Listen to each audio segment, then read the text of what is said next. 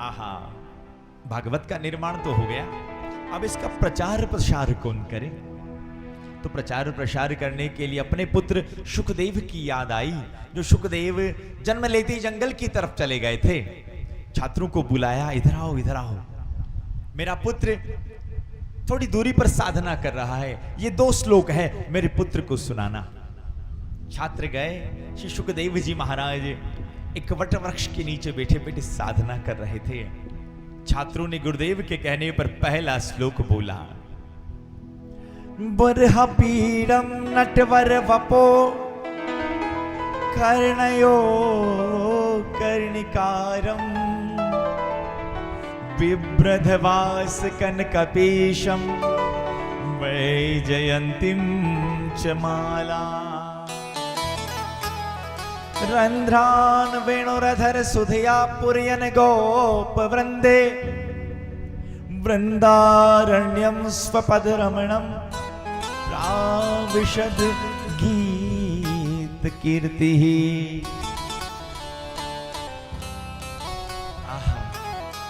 भगवान का स्वरूप कान में पड़ा ना श्री शुकदेव जी महाराज के। श्री शुकदेव जी ने कहा, राम राम, भगवान इतने सुंदर, जो एक नट के जैसा रूप भगवान ने बना रखा है, और कानों में पीले पीले पुष्प है, गले में वैजंती माला धारण कर रखी है। आहा, ऐसा स्वरूप जब सुना ना, श्री शुकदेव जी महाराज की आंखें खुल गई। श्री शुकदेव जी महाराज ने सोचा, क्या करूं, भगवान इतना सुंदर भी होता है, मैं निर्गुण निराकार की आराधना में इतना मस्त हूं, पर भगवान जब सगुण साकार बनकर आते थे, इतना सुंदर स्वरूप, हे राम राम। पर फिर श्री शुकदेव जी महाराज ने सुना, सोचा, हे भगवान, मैं ठहरा बाबा बैरागी, कल मेरा गोविंद, मेरा ठाकुर मुझसे भोग मांगेगा, और मैं कहां से भोग ले जाकर दूंगा? अरे नहीं, मैं तो निर्गुण निराकार में ही मस्त हूं। बस वापस अपनी आंखें बंद कर ली। छात्रों ने दूसरा श्लोक गुनगुनाया, अहो बकीयम यम स्तन काल कुटम जिगान सया पाय दप्य साधवी लेभे गतिम धातुजितम ततो अन्यम कम वा दयालु शरणं ब्रजेम। आहा, अरे हे श्री शुकदेव जी महाराज, हमारे भगवान भोग के भूखे नहीं है। अरे हमारे भगवान तो इतने दयालु है, इतने कृपालु है, कि जो पूतना कालकुट विष लगाकर अपने स्तनों पर कालकुट विष लगाकर आई ना, मेरे भगवान इतने दयालु है।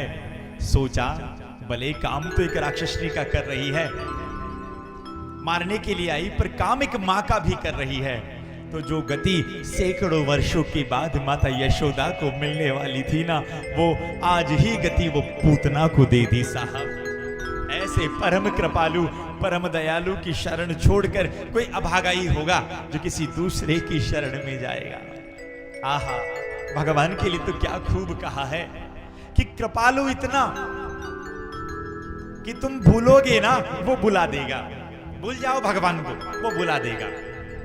कृपालु इतना कि तुम भूलोगे तो वो भुला देगा, और दयालु इतना कि वो गूंगे को भी भुला देगा। उनकी कृपा का बखान कहां तक करे, आप उठोगे भूखे और वो आपको भरपेट सुला देगा। ये मेरा भगवान है, ये भगवान है। श्री शुकदेव जी महाराज दौड़े, छात्रों को कहा, बताओ ना भगवान का स्वरूप कैसा होता है। छात्रों ने कहा, ना, हमारे गुरुदेव ने 2 ही श्लोक बता रखे, अगर पूरा पढ़ना चाहते हो तो गुरुदेव के पास चलो। आहा, श्री शुकदेव जी महाराज दौड़ते दौड़ते गुरुदेव के चरणों में गिर पड़े, और वेदव्यास जी महाराज को कहा, पिताजी मुझे भागवत पढ़ाओ ना, मुझे भागवत सुनाओ ना। आहा, जब ऐसा सुना ना, वेदव्यास जी महाराज गदगद हो गए। यही कथा सूत जी महाराज सौनकादिक ऋषियों को कह रहे हैं। तो सौनकादिक ऋषियों ने कहा, प्रभु कृपा करो ना। अरे भगवान के 2 श्लोकों को सुना और सुनकर मस्त हो गए। श्री शुकदेव जी महाराज, कृपा करें, उन भगवान कृष्ण की कथा आप हमें भी सुनाओ ना। जब ऐसा बोला ना, तब आज सूत जी महाराज ने कहा, हे ऋषियों, अब मैं तुम्हें राजा परीक्षित की कथा सुनाता हूं, तुम ध्यान से सुनो। और परीक्षित का नाम लिया ना, तो सबने हाथ हिला दिया, ना हमें उन्हीं भगवान कृष्ण की कथा सुनाओ जिनके 2 श्लोकों को सुनने से निर्गुण निराकार में रहने वाले श्री सुखदेव जी महाराज सगुण साकार में बदल गए। उन्हीं भगवान कृष्ण की कथा सुनाओ। सूत जी महाराज ने हंसकर कहा, हे शौनकादिक ऋषि सुनो, राजा परीक्षित की कथा से ही भगवान कृष्ण की कथा का प्राकट्य होता है। बात उस समय की है, हे ऋषियों, जब कौरवों और पांडवों में युद्ध तय हो गया और भगवान कृष्ण स्वयं दूत बनकर आए, पर फिर भी काम नहीं हुआ। तब युद्ध होना तय हो गया सज्जनों। तब अर्जुन और दुर्योधन ये भगवान कृष्ण के पास मदद मांगने के लिए गए और मदद मांगी। प्रभु, हमारा युद्ध होने वाला है और हम दोनों आपके रिश्ते में हैं, आपको कुछ न कुछ मदद करनी पड़ेगी। भगवान ने जाते ही शर्त रख दी, मेरे पास 2 चीजें हैं, यही आज संकल्प ले लेता हूं, युद्ध में ना अस्त्र उठाऊंगा ना शस्त्र उठाऊंगा, और एक तरफ मेरी नारायणी सेना, मांगो क्या मांगना चाहते हो। अब दुर्योधन ने मन ही मन सोचा, अरे इस निहत्थे कन्हैया को लेकर क्या करें, अरे ये अर्जुन ना मांग ले, पहले मैं मांग लूं। और हाथ जोड़कर कहने लगा दुर्योधन, हे द्वारिकाधीश, आप तो हमें अपनी नारायणी सेना दे दो। अब नारायणी सेना मांगी ना, भगवान कृष्ण अर्जुन की तरफ देखकर हंसने लगे और हंसते हंसते कहने लगे, अर्जुन अब तू हारेगा। अरे अर्जुन, हार निश्चित तेरी, हरदम रहेगा उदास। अरे माखन तो दुर्योधन ले गया, केवल ये छाछ बची तेरे पास। आहा, पक्का चेला था अर्जुन।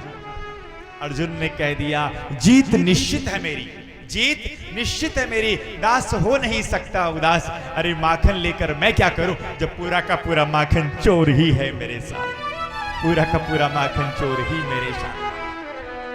आहा, और हुआ ऐसा ही। जीत किनकी हुई? पांडवों की। क्यों? क्योंकि उनकी तरफ भगवान थे।